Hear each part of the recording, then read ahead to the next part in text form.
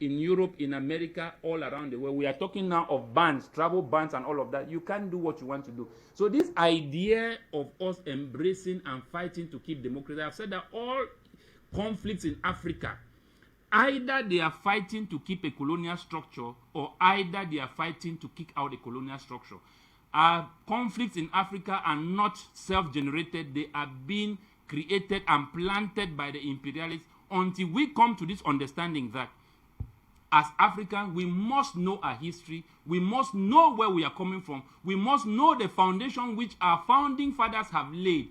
All what you see today happening in Africa, people have prophesied about it. People have talked about it. People have set down blueprint, including Bob Marley, Malcolm X, Martin Luther King, Sankara. How many founding fathers? We don't need to ask how we should live in Africa or what we should do. Those protocols, blueprints are set in place for us to know. What we need now in Africa to survive at this junction, Africans need to start speaking the same language. Building the reconciliation, solidarity with the Africans in the diaspora. As a matter of fact, if America is interested in power being in the hands of the civilians, do you know in history and even as we speak now, many Africans that tried coming back home to Africa did not find the means because of the systems which were here. As a matter of fact, majority of them failed and they had to go back because Africa is not that place anymore where they can come in and join the Africans at home because of this colonial structure.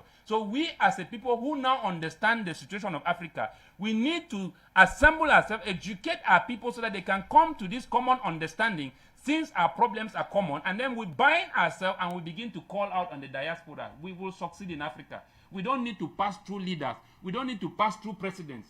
We are leaders of our own. If the people, we always keep saying that the power of the UN is the people. The power of every government is the people.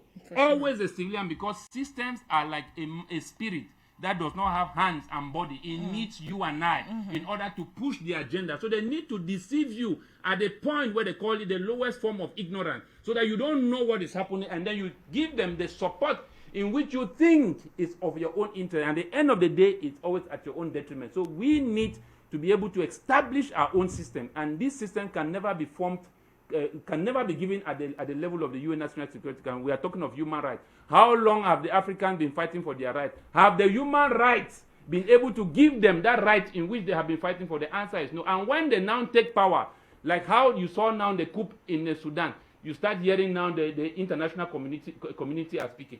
This is what we are saying. We are tired. If the coup leader in Sudan have taken over power, I keep saying, get into all-inclusive dialogue with your people. Set out a clear vision. Call your people to walk in line with you. We don't need leaders who will come and say, we promise you this, we promise you this. You are promising us who? You should be able to walk in line with the people in order to achieve those things, not to walk as one man as if it is your private property. So we need leaders who are collective, collaborate and connect and relate with their people in order to build a society of unison, a society of understanding, a society of peace and love.